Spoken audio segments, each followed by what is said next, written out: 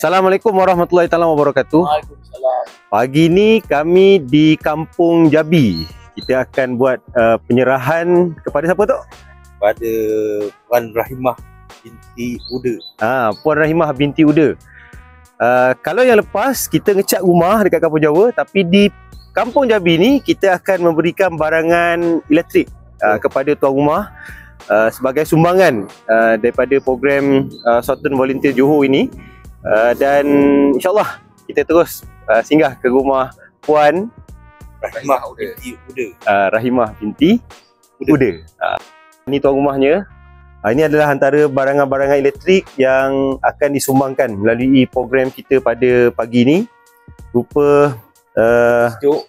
peti sejuk, dapur gas, mesin paut kelapa, kipas dan juga blender. Inilah sumbangan yang disediakan oleh pihak kerajaan negeri. Dia ada macam-macam program, tapi di Kampung Jabi ni kita buat penyerahan barang-barang elektrik kepada Puan Rahimah binti Uda.